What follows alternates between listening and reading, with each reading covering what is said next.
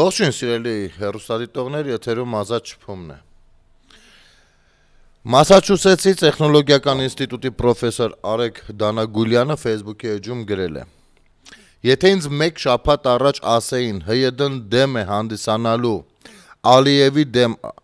սանկցիաներին, ապա ես ուղղակի չէի հավատա։ Կասեի դա համարյա հավասարազոր է դավաճանությանը։ Կասեի դաշնակները բավականաչափ խելք ունեն, որ այդպիսի բան չանեն, բայց ես միամիտ էի։ Ըստ ՀՅԴ-ի բարձրախոս հանդիսացող ANC-ի կազմակերպության հայտարարությանը, ՀՅԴ-ն դեմ է Ադրբեջանի վերնախավի դեմ պատժամիջոցներ սահմանող PACE Act օրինագծին։ Ինչու՞, որովհետև օրինագիծը նեղորեն, այսինքն ընդամենը զսպում է Ադրբեջանի ագրեսիան Հայաստանի դեմ։ Այսինքն այն ընդամենը խոչընդոտում է Սյունիքի կորստին։ Այսինքն այն ընդամենը պաշտպանում է սահմանին ծառայող 40,000-ից ավել երիտասարդների կյանքը։ Ընդամենը նեղորեն։ Ըստ ՀՅԴ-ի խղճուկ արդարացման վերը բերված մանրուքներից այն կողմ օրինագիծը չի հասցեագրում Ադրբեջանի հանցագործությունները Արցախի եւ Հայաստանի դեմ։ Այո, PACE Act-ը իսկապես դա չի անում։ Այն չի լուծում Հայաստանի բոլոր խնդիրները, բայց ինչպես կարող է դա պատճառ հանդիսանալ սանկցիաներին դեմ լինելու համար։ Նայեք, ես լրիվ կարող եմ հասկանալ մարդկանց վերապահումները օգոստոսի 8-ի համաձայնագրի կապակցությամբ, բայց այստեղ խոսքը արդեն գնում է Ալիևի դեմ սանկցիաների մասին։ Երբ ՀՅԴ-ն զոհաբերում է ՀՀ անվտանգության հարցը հանուն իր նեղ կուսակցական շահերի, ապա այն հերթական անգամ ինքն իր ձեռքով պատռում է իր հայրենասիրական դիմակը։ Ու ցույց տալիս, թե ինչպիսի խղճուկ աղանդի է վերածվել այս երբեմնի առաջադեմ հեղափոխական կուսակցությունը։ Այս նյութը ես ընթերցել էի առավոտյան եւ որոշել էի, որպեսզի հաղորդման ընթացքում անպայման անդրադառնամ, որովհետեւ սա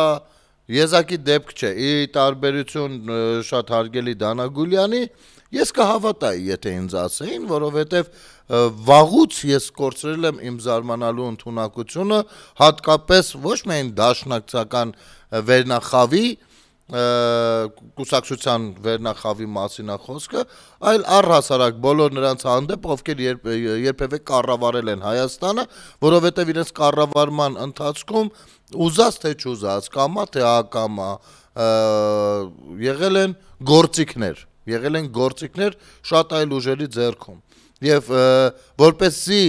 ոչ ոք չնկատի, թե որքանով են իրենք գործիք, բնականաբար ամենալավագույն տարբերակը հայրենասիրական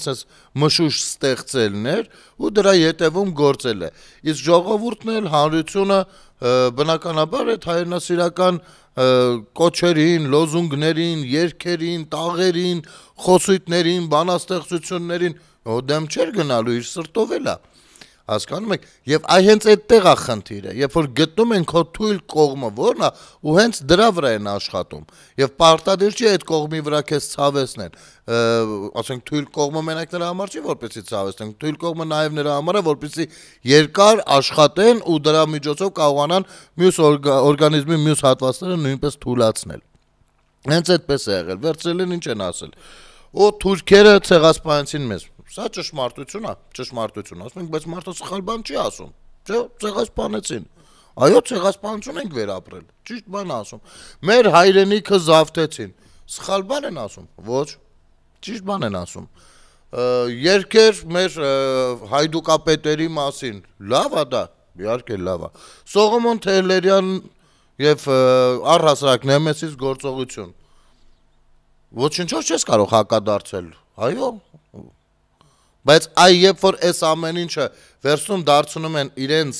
նեղ խմբակային մարտավարության մի հատ մեծ գործիքը, որով որ փորձում են քո մեջ դրանով վստահություն ստեղծել ու սկսել արդեն իրենց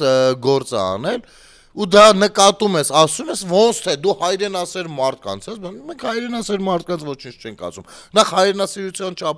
չափանիշը ո՞րն է Հայաստանի Հանրապետությունում, եկեք մի հատ հասկանանք, ձեզանից ինչ հայրենասերն է։ Մենք տեսել ենք ձեր գործունեությունը։ Ես ասում եմ, միայն Երևան քաղաքում, իսկ դա շատ կարևոր է, մենք հիմա ոնց որ թե շատ ենք շեշտում դպրոցների ու մանկապարտեզների կառուցումը։ Շատերը կարծում են, հա դե հասկացանք, չէ, չեք հասկացել, չենք հասկացել խորապես, դա ինչ է,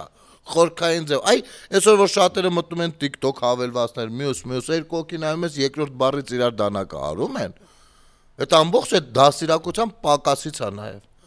վատորակ դաստիարակություն կամ առհասարակ դրա բացակայություն։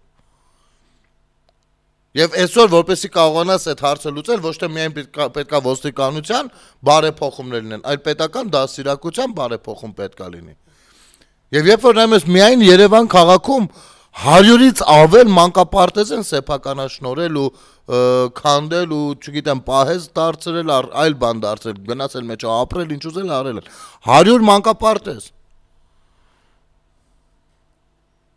Եվ այո, այսօր դուք անեիք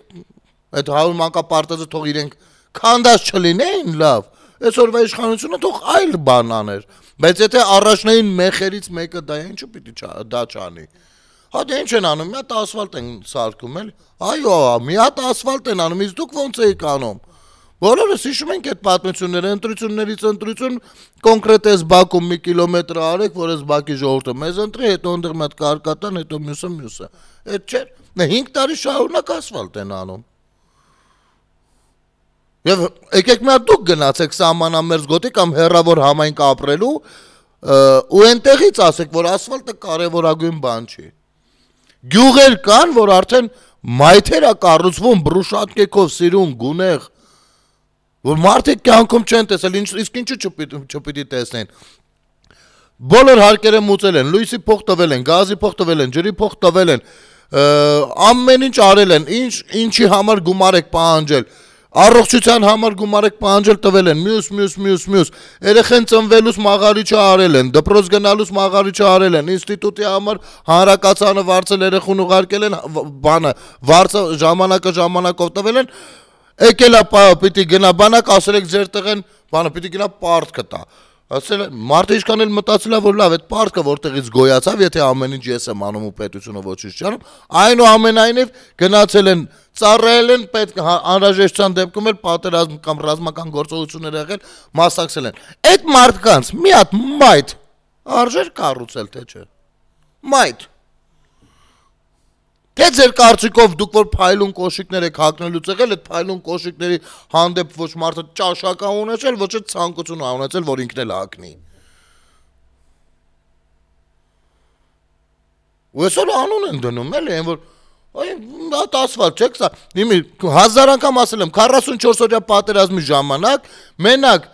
առաջնագծից դեպի թիկունք վիրավոր տղին բերելուց մատ անալիզ արեք, մատ հաշվարկ արեք, քանիսն են բանա, մահացել չեն հասցրել հիվանդանոց, որովհետև այս լադոկներով թռնելով էր գնում այդ բուխանքեն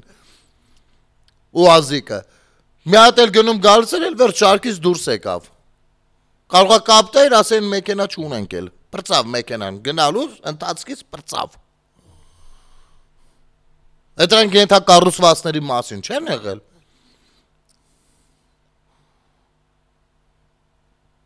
Կամ 21-րդ դարում,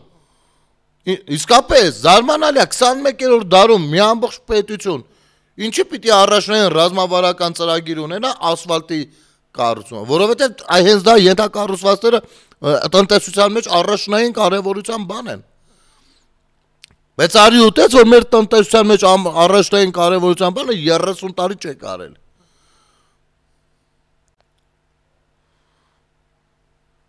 Բոլոր ոլորտներն եք ձախողել ու քանդու քարապարել։ Այդ դրա համար ենք շեշտում ես ամեն ինչը։ Այսօրվա դրությամբ հայրենասեր են խամ, ցուցադրեք գործողություններով։ Ու գիտեք, իսկապես այդ հայրենասիրություն բառն էլ է արժե զրկվել արդեն։ Երբ որ դու անում ես մի բան, որը որ քո պարտավորությունն է, թե կլինի բարոյական պարտավորություն, թե կլինի իրավական պարտավորություն, սահմանադրական պարտավորություն։ Դա չի նշանակում, որ դու հայրենասեր ես խաղում։ Երբ որ դու ՀԴՄ կտրոն ես խփում, դա չի նշանակում դու հայրենասեր ես։ Դա նշանակում է, որ դու նորմալ գիտակից քաղաքացի ես։ Նորմալ գիտակից քաղաքացի։ Եվ ցավոք սրտի, այո, հայկական իրականությունը այնպեսին է եղել, որ հարկ վճարողը հանգիստ կարա հերոս համարվի։ Բայց փողերը որտեղից են վերցնում ու այսինչ գործը ձեռնարկում են մյուս։ Չեն դնում գրպանները։ Ով էլ դնում է գրպանը ինչ-որ բայ անպայման իրանով զբաղվում են։ Հակակոռուպցիոն դատարանն էլ եկեք գուշակենք, որ ժամանակներում է ստեղծվել։ Հիմա պիտի դա թուրքը, բա ռուսը, բա թուրքը, բա վրացին, բա մյուսը, բա պարսիկը նստել հիմա էլ, չգիտեմ, բայղուշություն էի կանում։ Էս ինչ է, էս ինչ քիմիա կա, հա, Ալիևի եւ դաշնակների միջև։ Ուզեցել են պատժամիջոցներ սահմանեն, այս մարդիկ էլ ասել են, չէ։ Դեմ են քվեարկել, այ մարդ։ Դեմ են քվեարկել։ Ես պատկերացնում եմ, եթե տենց բանի հնարավորություն ունենար Նիկոլ Փաշինյանը ու դեմ քվեարկել, հիմա ինչ էին արել։ Ուր են այդ լրագրողները։ Բա մի հատ հələ մեկնաբանեք, մի հատ չգիտեմ, ցես մի հատ լծրեք սա կայքերով, բաներով, այս ինչ է կատարվում, մի հատ չիմանանք ինչ է կատարվում։ Ինչի է հանգարց Հայաստանում գործող մի հատ հայրենասիրական կառույց, բացատրությունն է բան։ Ոչ, դա միայն այս բաներ էլի, ասենց մի քանի կետով էր ընդամենը դրա համար դեմ են քվեարկել։ Իսկ դուք այդ մի քանի կետը քվեարկեք, թող լիներ դա, ինչի հիման վրա հետո կզարգացնենք։ Առհասարակ ձեզ հուշեմ, դուք ձեզ խափել համոզել եք եւ ձեր էլեկտորատին խափել համոզել եք, թե Ալիևը, ասես 18 թվին հենց Նիկոլա ասես բանա Արցախը Հայաստանի եւ վերջ որոշեց հարձակվի, այս թեզի մեջ էլի ձեր էլեկտորատին խափել եք,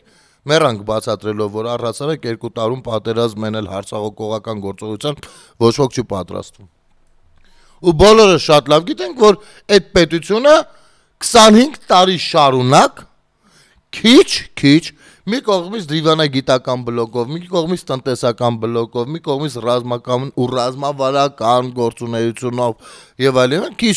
եկել հասել է մի հատ կոնսենսուսի, երբ որ մնացել էր մենակ պատերազմը, աներ ու վերջ։ Մենակ դա էր մնացել, մնացած բոլոր մասերով ապահովել էր դա։ Բերել հասել էր այդ կետին, քիչ։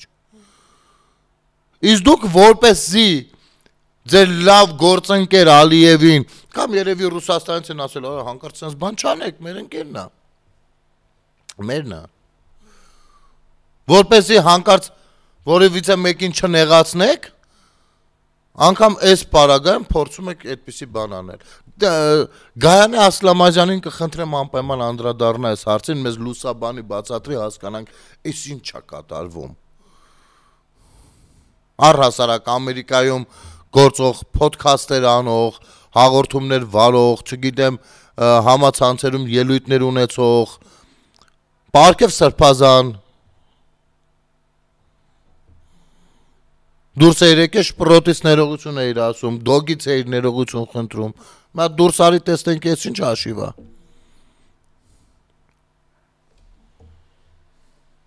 Դե դա ընդամենը բան է, ինքը ինչ որ բան չի էլի։ Դուք ընդամենը, գիտեք, ես չեմ զարմանում, բացարձակ, շատ նորմալ է, որ դուք տենց եք պահում ձեզ, շատ նորմալ է դա, սա հենց ձեր ամենանորմալ կարգավիճակն է, պարզապես այն քաղաքացիները, ովքեր որ սրանց հետ փոխկապակցված, աֆիլացված ուժերից սպասում են ինչ-որ գործողություններ, լսում են սրանց թեզերը իշխանությունների մասին եւ ինչու՞ միայն իշխանությունների, արդեն անցել են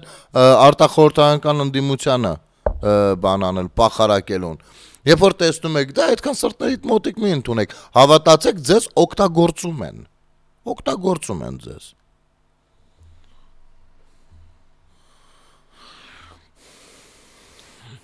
Արսեն Թորոսյանի գրառումը ընթերցեմ։ Մեկը քաղաքականություն է մտնում, մյուսը ինչ որ ձևեր է անում, բայց ոչ ոք բառից բուն իմաստով ոչ ոք այդպես էլ չի խոսում, թե ինչպես է իրագործելու ամենակարևորը՝ ապահովելու խաղաղություն մեր սահմաններին եւ երկրում։ Չեն խոսում մի քանի պատճառով։ Առաջին, չեն ապահովելու խաղաղությունը, որովհետև կոնֆլիկտն ու դրանից բխող ցավն ու տառապանքն են իրենց քաղաքական օրակարգերը սնուցող նյութը եւ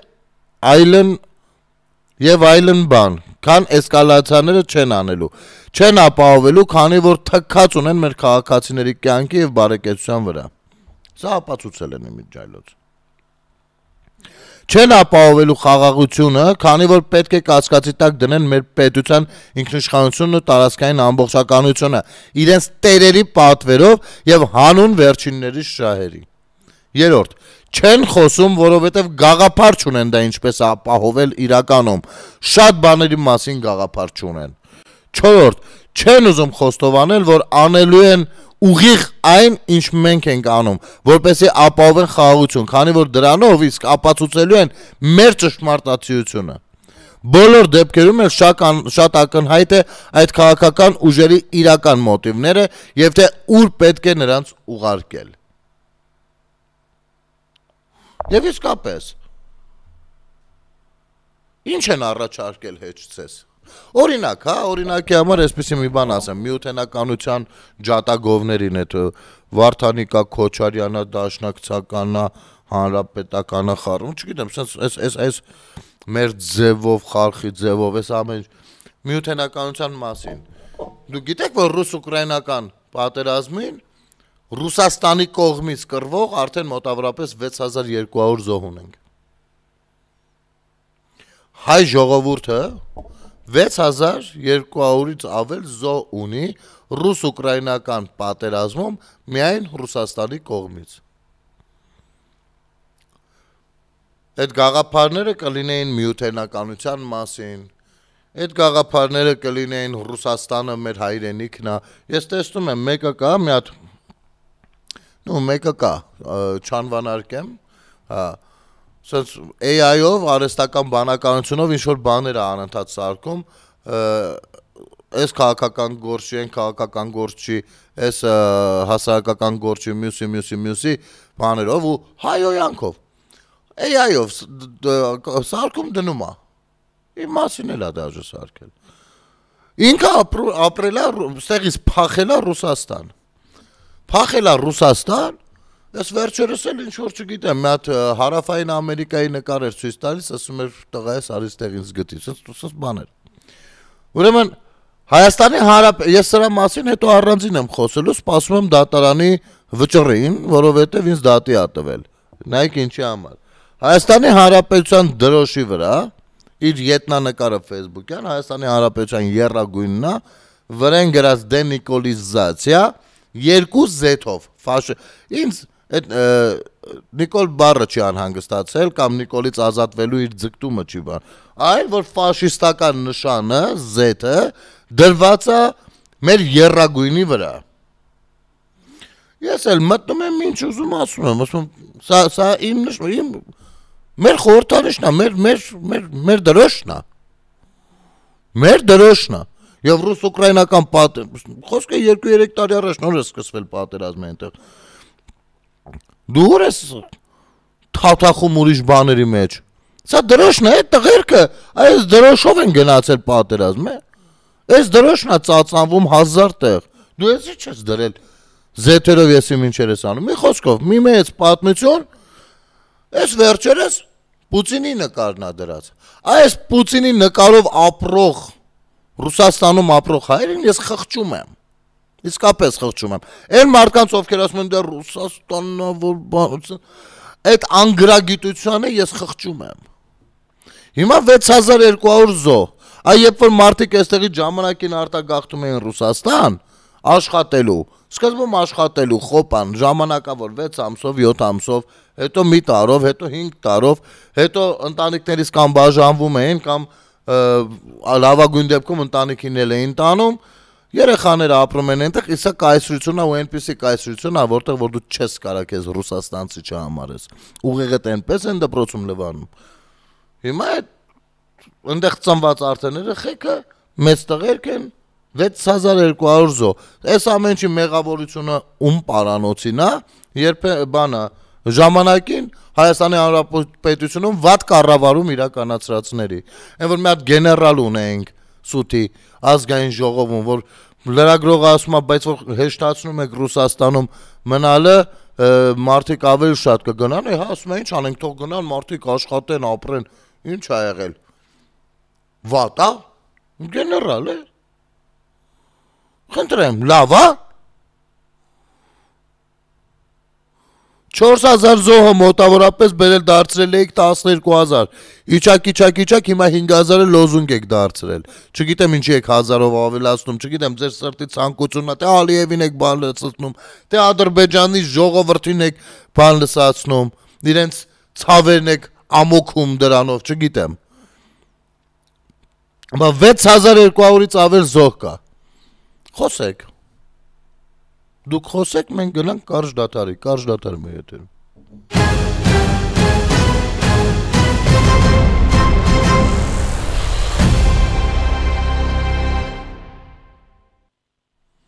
Վերադառնանք սիրելի հեռուստատեղներ եւ այս Արթուր Հովհաննիսյանի գրառումն էլ պիտի կարդամ։ Կամ Ռուսաստան, կամ Թուրքիա, փակուղի եւ ոչ երբեք ընտրանք։ 100-ամյակներով հայ ժողովրդին մատուցված այս երկընտրանքը իրականում միջոց է եղել մեզ կառավարելու, եթե ոչ ստրկացնելու, մեզ անկախությունից զրկելու, եթե ոչ դատապարտելու, մեզ ապրելու ձև թելադրելու, եթե ոչ ոչնչացնելու համար։ Պատմական հեռավորությունից մենք հստակ տեսնում ենք, թե ինչ աղետալի հետևանքների ենք հանդիպել արժեհամակարգեր քաղաքակրթական կողմեր ընտրելու փոխարեն ուժային բևեռներ ընտրելով։ Սեփական քաղաքական մտքով առաջնորդվելու փոխարեն օտարացին քաղաքական շահեր սպասարկելով։ Այսօր էլ կայսրությունների վարած այս քաղաքականությունը դեռ շարունակվում է եւ իր կերպարանքն է ստանում տարբեր քաղաքական ուժերի՝ Ռոբերտ Քոչարյանի, Սերժ Սարգսյանի, Արման Թաթոյանների, Արթուր Վանեցյանների, Տաշիր Սամոների, վերջիվերջո դաշնակների տեսքով։ Ու նրանք հայ ժողովրդին արդեն անթակույց կերպով ասում են կամ միութենական պետություն ես, կամ թրքահատակ շանվորդի, չհասկանալով անգամ, որ նման բան ասելով կամա թե ակամա վերածվում են Հայաստանը միութենական պետության կազմում տեսնել երազող շանվորդիների։ Բայց Հայաստանն այլևս շրջել է պատմության թափանիվը։ Հայկական քաղաքական միտքն այլևս ինքնուրույն է ու բխում է բացառապես Հայաստանի պետական շահերից։ Կամ Ռուսաստան, կամ Թուրքիա, հարցադրումը որևէ կողմին ընտրելու մասին չէ, այլ որևէ այլ կողմ չտեսնելու, անգամ ինքդ քեզ չտեսնելու մասին է։ Մեզ մեր վախերի ու երազանքների մեջ չխթայելու մասին է։ Եվ այստեղ մենք ընտրելու հարց բացարձակապես չունենք։ Հայ ժողովուրդը ընտրել եւ ընտրում է ժողովրդավարությունը, կրթությունը, նորարարությունը, քաղաքակրթությունը, խաղաղությունը։ Հայ ժողովուրդն ընտրում է Հայաստանի ազատ եւ ինքնիշխան հանրապետությունը։ Իրավի, եկեք ներողություն, եկեք մի պահ շրջվենք գետնայինք։ Այսօրվա դրությամբ արդեն շատ քաղաքացիներ այսպես չեն մտածում, հա, որ կամ ռուսը կամ թուրքը, փառք Աստծո, բայց դա չարչարանք ու աշխատանք է եղել տարիների։ Դրանք այդ տարիները կարելի էր ինչու ոչ լցնել այլ բաներով։ Ու այսօր կլինենք մեկ այլ հարթության վրա։ Բայց ոչինչ, դա էլ է նորմալ, պատրաստենք, էլի աշխատենք, չարչարվենք, որպեսզի հասկացնենք մարդկանց, որ աշխարհում, մենք ենք մեր սարերի նման չի, են որ ասում է աշխարհում քանի երկիր կա ու կարևոր նովա։ Իհարկե ֆիլմը շատ լավ ֆիլմ է ու դիցուկ ցույց է տալիս հենց այդ ժամանակների պատկերացումները, որը եկավ հետներս քրկաշ ասավ մինչև 21-րդ դար։ Մենք նայում ենք ով ավելի ուժեղ, գնանք իր հետ փորձենք ոչ թե ընկերություն էլի, փորձենք մեր հավատարմությունը նրան հայտնել։ Բայց իրականում ոչ թե իսկապես ուժային կենտրոններ ընտրելու մասին է խոսքը, այլ արժե համակարգ ընտրելու։ Մենք ինչ արժե համակարգ ենք ընտրում։ Եթե մենք ընտրենք այս վերը թվարկածները որպես արժե համակարգ ու քաղաքացիներով որպես գիտակից քաղաքացիներ քայլենք այդ ուղղությամբ, հավատացեք ուժային գրեթե բոլոր կենտրոնները կցանկանան մեզ հետ աշխատել։ Ոչ ոք ախմախ մեկի հետ չի ուզում աշխատի։ Չէ՞, եթե նեղ օրինակի վրա բերենք։ Եթե ռուսը չլինի, թուրքը մեզ կուտի։ Բա ոնց էր ստացվում, որ օրինակ 90-ականներին Ռուսաստանը կայացող օպերացիա էր իրականացնում, Հայաստանին զրկում էր մազութից,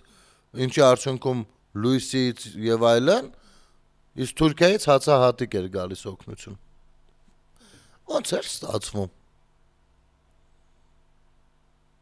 Չէ, ես հանկարծ չկարծեք ես ասելու եմ թուրքը լավն է, չէ։ Ես ուզում եմ դες վերել օբյեկտիվության դաշտ, որովհետև այդ ով է ավելի լավը, ով է ախպեր, ով է թշնամին,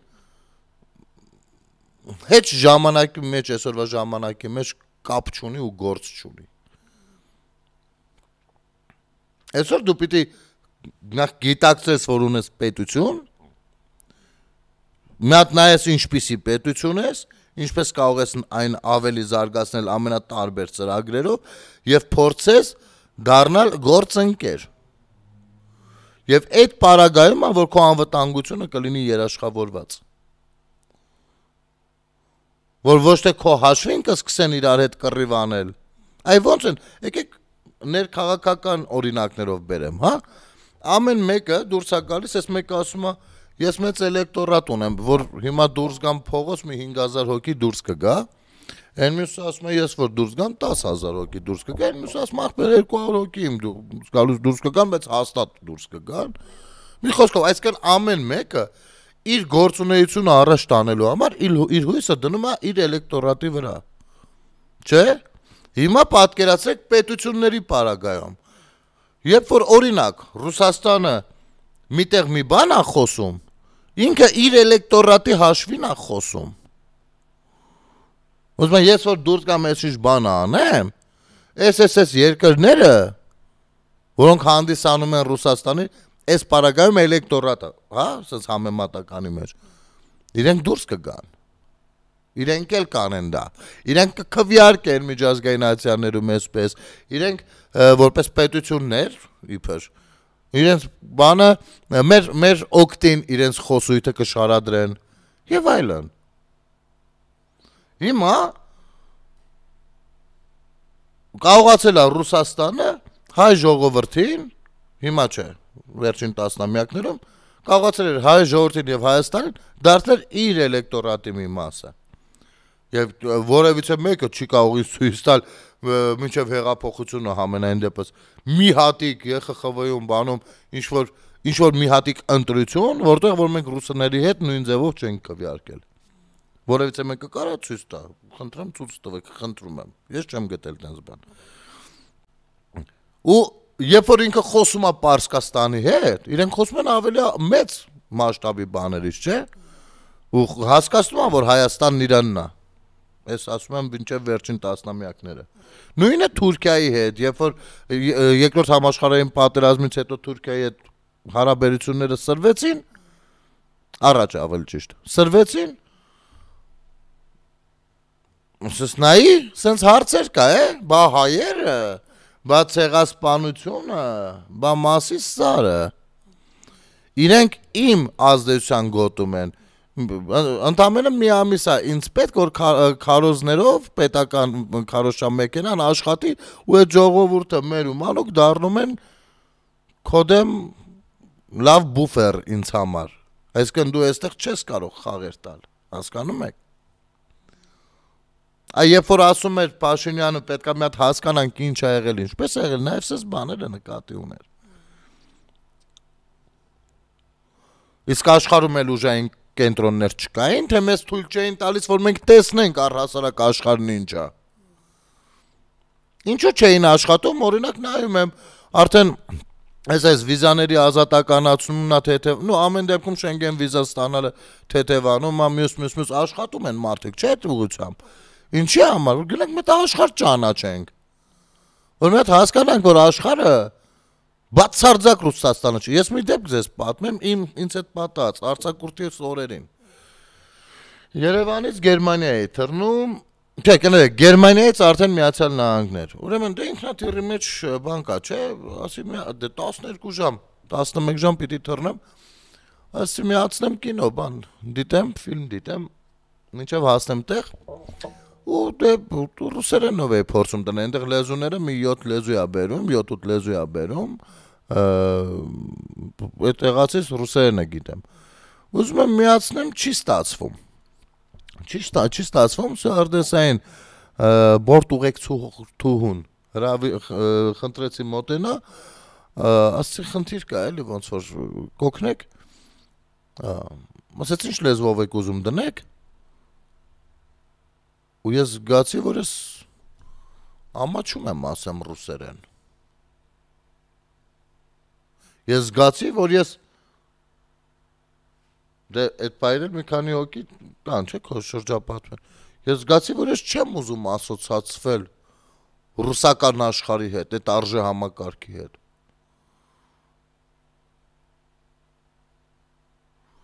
Այդ պահին ոնց եմ հարվածի պես դա զգացել, որ ասել ռուսերեն այդ պահին շատ ուրիշ բաներ ա սկսում նշանակել։ Իհարկե ասեցի, բայց դա իմ ուղեղի մեջ մտավ էլի, որ ուր են բերել հասցրել եւ ինչի մասին ենք մենք այստեղ նստած երազում։ Աշխարհում ամոթ է դարձել արդեն ռուսական աշխարհի հետ կապ ունենալը։ Խոսքը ռուսերեն լեզվի մասին չի։ Բոլոր լեզուներն էլ իրենց ժողովուրդների համար հիասքանչ են։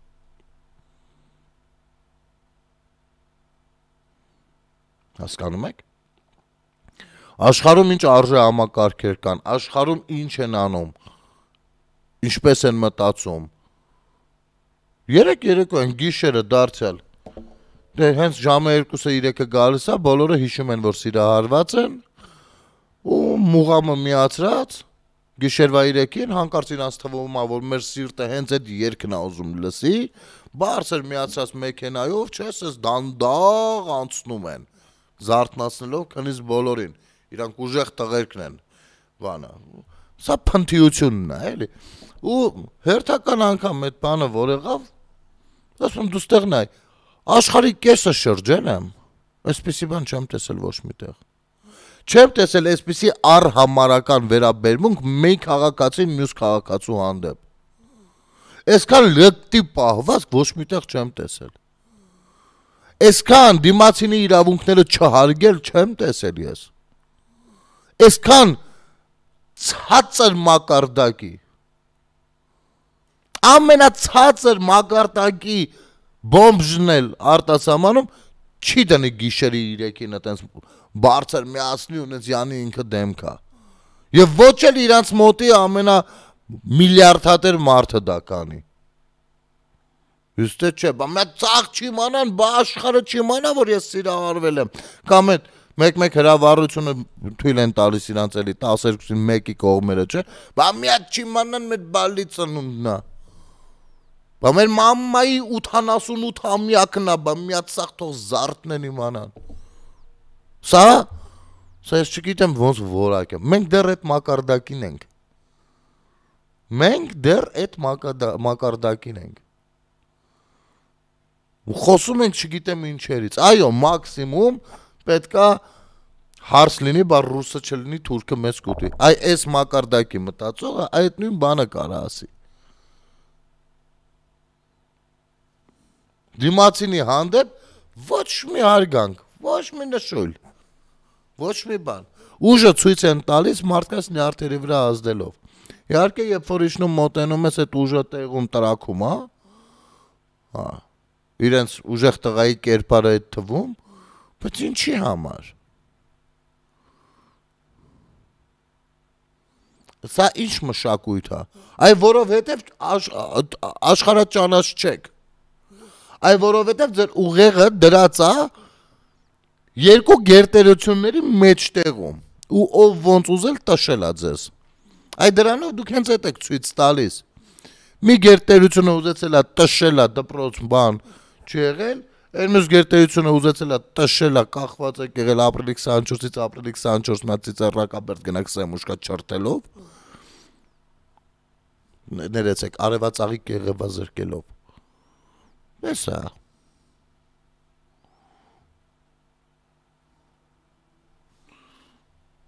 Երբ որ կսկսենք քիչ-քիչ դառնալ աշխարհաճանաչ, այլ կերպ կդրսևորեն, այլ վարքագիծ կլինի,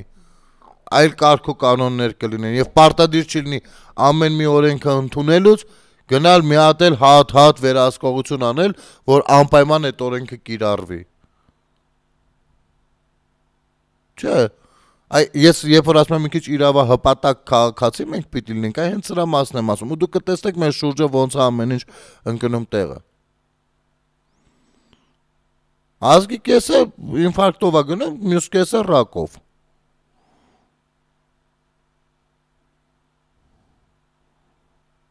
Ինչ կյանք, ամեն օր նյարդային ցնցումների մեջ են մարդիկ, որովհետև սրան էլ մի հատ ավելացնում ենք դաշնական հանրապետականների գործունեությունը, վերջ պատրաստ է։ Երբ որ աշխարհ ճանաչենք, մենք վաղուց Քոչարյանի նման ղեկավար չէինք էլ ունենա։ Չէինք ունենա։ Այսօր որ այսքան քննադատում ենք, չէ՞, երևի իր համար այդքան ցավալի չի, քան ինձ համար։ Իմ որպես քաղաքացի։ Ուսում լավ ես նստած այդ ելույթը նայում էի 3 ժամ։ Ուզում հասկանամ, լավ ես ոնց եմ թույլ տվել, ես ասելով իմ հասարակությունը,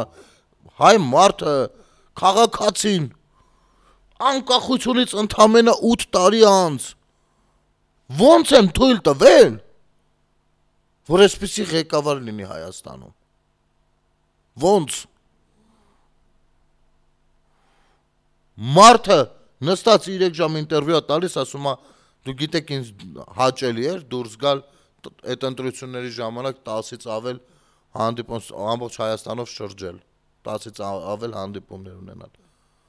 Մարդը դրանից րոպեներ անց, ասում ես այնպես եմ արել, որ իմ կառավարման տարիներին ես փորձել եմ ոչ մի կերպ հանկարծ ադրբեջանցի ժողովրդին չվիրավորեմ։ Էս ասում է մի մարդ, ով որ հայ ժողովրդի դեմ տանկեր է հանել։ Հիմա որ դնես բնութագրես իր տեսակը, դուրս կգան կասեն, վիրավորվեցինք, մի րոպե, հարգելի վարչական դատարան, խնդրում ենք պարտավորեցրեք գնելին Սարգսյան, ներողություն խնդրի եմ վճարի այսքան գումար, օրենք ես օրենք։ Ժողովրդավարությունը ոնց որ թե մենակ իրենց համար է կառուցվում։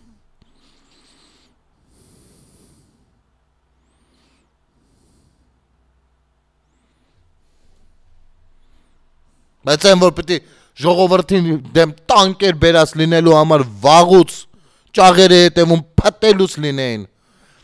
եւ որևիցե մեկը չցանկանար իրեն ասոցացներ Քոչարյանի հետ եւ չներկայանար Քոչարյանի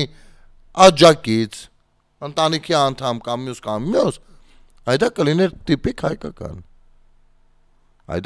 տիպիկ հայկական որը ցավոք նույնպես չեղավ։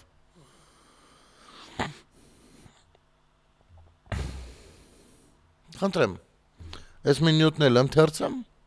հեցից։ Հեցի ժամանակավոր կառավարիչ Ռոմանոս Պետրոսյանը Facebook-յան իր էջում գրել է. Նախորդին մարզային բնակավայրերից մեկը վթարային անջատման հետևանքով հոսանքած զրկվել էր ավելի քան 6 ժամով։ Վթարի փաստի վերաբերյալ հետ համապատասխան մասնաճյուղի կարգավարական ծառայության հերթապահ կարգավարը դիսպետչերը պատշաճ գրանցում չի կատարել գրանցամատյաններով անցալով մասնաճյուղի գլխավոր ճարտարագետի ակնհայտ ապօրինի ցուցումին Ես սահմանված կարգով անմիջապես չի զեկուցել հետ կենտրոնական կարգավարական ծառայությանը Վթարի փաստը միայն ժամեր անց է հայտնի դարձել հետ բարձր ղեկավարությանն ու կենտրոնական կարգավարական ծառայությանը, ինչի արդյունքում լրացուցիչ հսկողություն է սահմանվել վերականգնողական աշխատանքների նկատմամբ եւ 2 ժամ անց արդեն էլեկտրամատակարարումը վերականգնվել է։ Իրավիճակի մանրակրկիտ համադրման, ինչպես նաև տվյալ հերթափոխի աշխատակիցների եւ պատասխանատու պաշտոնյաների կողմից իրականացված գործողությունների եւ ձեռնարկած միջոցառումների համակողմանի վերլուծության արդյունքում ի հայտ եկած փաստերի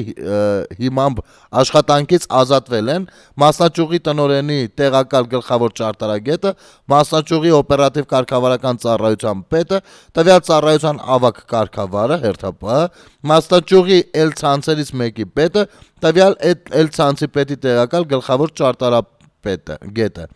Հորդորս է հենց ՓԲ բոլոր աշխատակիցներին եւ ամենատարբեր մակարդակների պատասխանատու պաշտոնյաներին ընկերության բնականon գործունեությունն ապահովելու ձեր աշխատանքային պարտականություններն իրացնելիս գործել բացառապես ձեզ վերապահված լիազորությունների շրջանակներում, հարգելով ընկերության լավագույն շահը եւ առաջնորդվելով Հայաստանի Հանրապետության պետական ու հանրային շահով։ Ըստ այդմ կոչ եմ անում վերադասից տնվող ակնհայտ ապօրինի եւ ընկերության ու մեր քաղաքացիների օրինական շահերին հակասող ցանկացած հանձնարարություն կամ ցուցում չկատարել եւ այդ մասին անմիջապես տեղյակ բերել ընկերության անվտանգության եւ վերահսկողության տնօրինությանը կամ անձամբ ինձ կապի ցանկացած միջոցներով։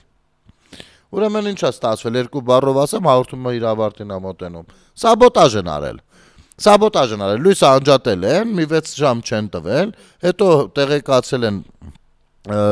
վերևում, տնօրինությունում, որ այսպիսի խնդիր կա, 2 ժամում հարցը լուծվել է։ Վթար է եղել, կարելի է 2 ժամում փաստորեն անել, բայց նրանք 6 ժամ պահել են։ Հասկանում եք։ Շեֆը ասել է, բայց ես կուզեմ, որ ահա այս սրանք անում են ինչի համար է սաբոտաժը, որովհետև մարդիկ այդ 6 ժամ առանց լույսի նստած մարդը չի ասելու է, մի րոպե, սաբոտաժա ոնց որ, այ այն տնօրենը ոնց որ այն բանը սխալ էր արել, չէ, ասելու է ահա, հեծը փորձում են պետականացնել, հիմա էլ Ռոմանոս Պետրոսյանն է, բախյա նույն վիճակը։ Այսա հենց այդ սաբոտաժն է, հասկանում եք։ Բայց ես պիտի խնդրեմ Ռոմանոս Պետրոսյանին, որպեսզի կոնկրետ վայրն էլ նշենք, որ տարածքում է, եւ ինչու ոչ այդ աշխատակիցների անունները նույնպես։ Թող մարդիկ իմանան ու ճանաչեն։ Թող իմանան ու ճանաչեն։ Թող հասկանան մյուսները ովքեր կարող է սաբոտաժ նորից անեն, թող հասկանան, որ կհանրայնացվի իրենց թե անունները, ովքեր են իրենք եւ թե բնակության վայրն ու բանը, որտեղ որ այդ սաբոտաժը եղել է։ Որպեսզի երկրորդ անգամ մեկ այլ հիմնարկում նման բան թույլ չտան իրենց։ Սա ժողովրդի դեմ գործողություն է, կոնկրետ Նարեկ Կարապետյանի, Սամվել Կարապետյանի, մյուսի հետ կապված այս ձևերի շրջանակներում։ Ահա ինչպես եք հանրության շահը, ժողովրդի մասին ձեր մտածելը իրացնում իրականում։ Եթերում Ազատ Շփումներ կհանդիպենք։